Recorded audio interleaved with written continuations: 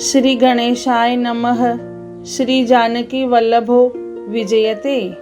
श्री रामचरितमानस प्रारंभ करते हैं। जय सिया राम। श्री रामचरितमानस के प्रथम सोपान बालकांड में 33वां खंड प्रारंभ करते हैं। सुंदर तकियों का वर्णन नहीं किया जा सकता। मणियों के मंदिर में फूलों की मालाएं और सुगंध द्रव्य सजे हैं। सुंदर रत्नों के दीपकों और सुंदर चंदोवे की शोभा कहते नहीं बनती। जिसने उन्हें देखा हो वही जान सकता है। इस प्रकार सुंदर सैया सजाकर माताओं ने श्री रामचंद्र जी को उठाया और प्रेम सहित पलंग पर पौड़ाया। श्री रामचंद्र जी ने बार बार भाइयों को आज्ञा दी, तब वे अपनी अपनी सैयाओं पर सो गए। श्री राम जी के सामने सुंदर कोमल अंगों को देखकर सब माताएं प्रेम सहित वचन कह रही हैं। हे तात, मार्ग में जाते हुए तुमने बड़ी भयावनी ताड़का राक्षसी को किस प्रकार से मारा। बड़े भयानक राक्षस जो विकट योद्धा थे और जो युद्ध में किसी को कुछ नहीं गिनते थे, उन दुष्ट मारीच और सुबाहु को सहायकों सहित तुमने कैसे मारा। हे तात, मैं बलैया लेती हूँ। मुनि की कृपा से ही ईश्वर ने तुम्हारी बहुत सी बलाओं को टाल दिया। दोनों भाइयों ने यज्ञ की रखवाली करके गुरु जी के प्रसाद से सब विद्याएं पाई। चरणों की धूली लगते ही मुनि पत्नी अहिल्या तर गई। विश्व भर में यह कीर्ति पूर्ण रीति से व्याप्त हो गई। कच्छप की पीठ वज्र और पर्वत से भी कठोर शिवजी के धनुष को राजाओं के समाज में तुमने तोड़ दिया। विश्व विजय के यश और जानकी को पाया और सब भाइयों को ब्याह कर घर आए। तुम्हारे सभी कर्म अमानुषी हैं, मनुष्य की शक्ति के बाहर है, जिन्हें केवल विश्वामित्र जी की कृपा ने सुधारा है, संपन्न किया है। हे तात, तुम्हारा चंद्रमुख देखकर आज हमारा जगत में जन्म लेना सफल हुआ। तुमको बिना देखे जो दिन बीते हैं उनको ब्रह्मा गिनती में न लावे, हमारी आयु में शामिल न करे। विनय भरे उत्तम वचन कहकर श्री रामचंद्र जी ने सब माताओं को संतुष्ट किया। फिर शिवजी गुरु और ब्राह्मणों के चरणों का स्मरण कर नेत्रों को नींद के वश कर लिया, अर्थात वे सो रहे हैं। नींद में भी उनका अत्यंत सलोना मुखड़ा ऐसा सोह रहा था मानो संध्या के समय लाल कमल सोह रहा हो।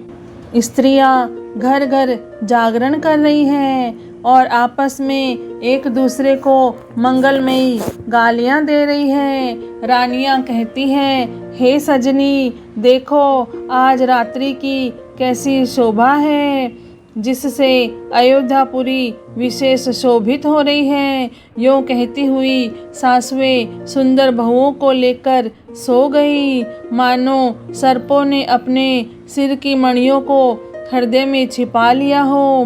प्रातःकाल पवित्र ब्रह्म मुहूर्त में प्रभु जागे।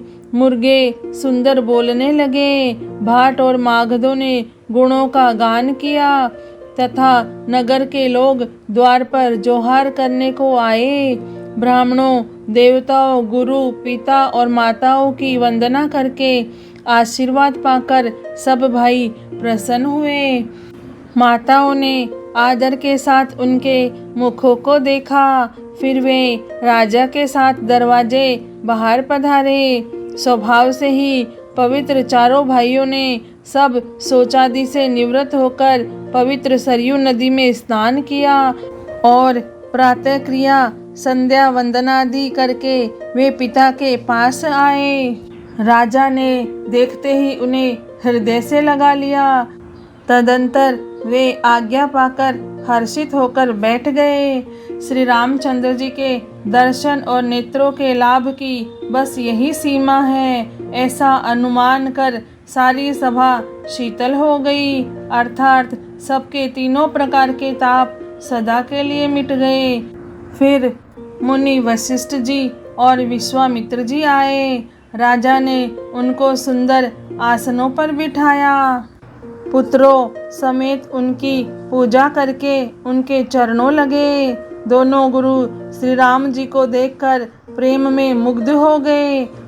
वशिष्ठ जी धर्म के इतिहास कह रहे हैं और राजा रनिवास सहित सुन रहे हैं, जो मुनियों के मन को भी अगम्य है।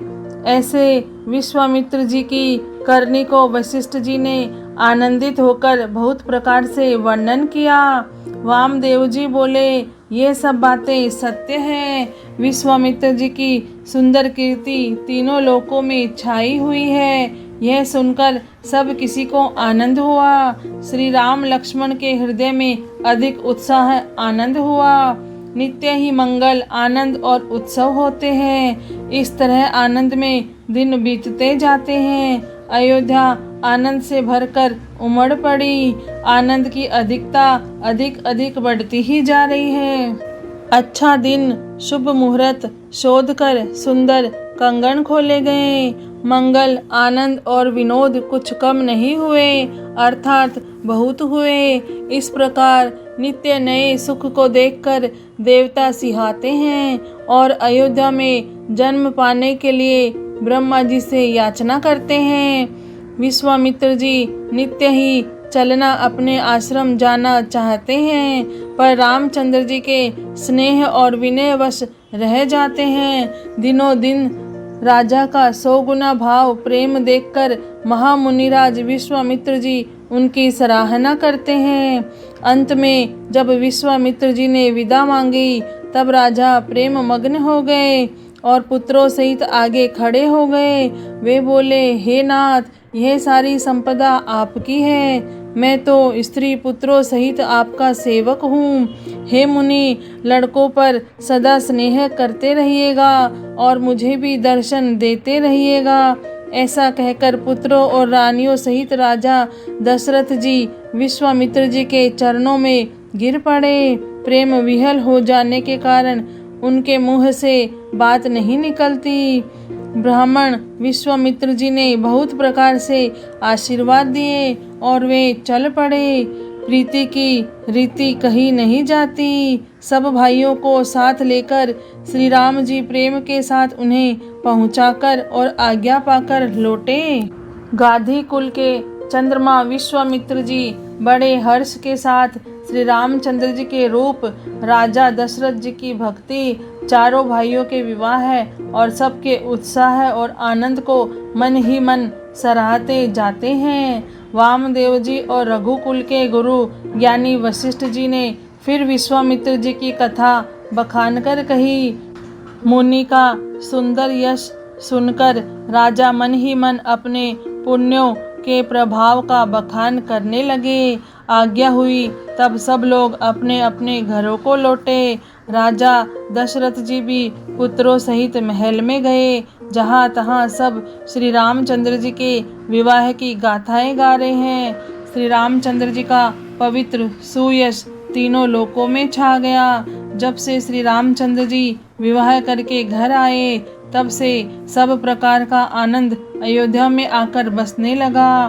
प्रभु के विवाह में जैसा आनंद उत्साह हुआ, उसे सरस्वती और सर्पों के राजा शेष जी भी नहीं कह सकते।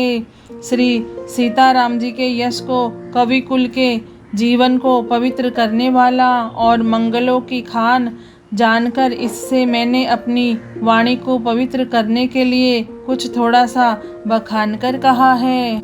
अपनी वाणी को पवित्र करने के लिए तुलसी ने राम का यश कहा है, नहीं तो श्री रघुनाथ जी का चरित्र अपार समुद्र है, किस कवि ने उसका पार पाया है। जो लोग यज्ञोपवीत और विवाह के मंगलमय उत्सव का वर्णन आदर के साथ सुनकर गावेंगे, वे लोग श्री जानकी जी और श्री राम जी की कृपा से सदा सुख पावेंगे।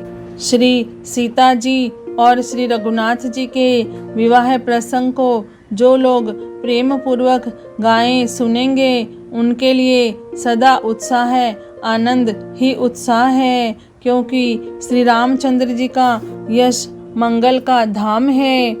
कलयुग के संपूर्ण पापों को विध्वंस करने वाले श्री रामचरितमानस का यह प्रथम सोपान पूर्ण हुआ।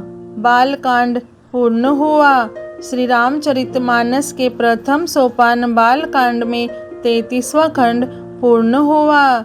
जय श्री राम, जय सिया राम, जय श्री राम, जय सिया राम, जय श्री राम, जय सिया राम।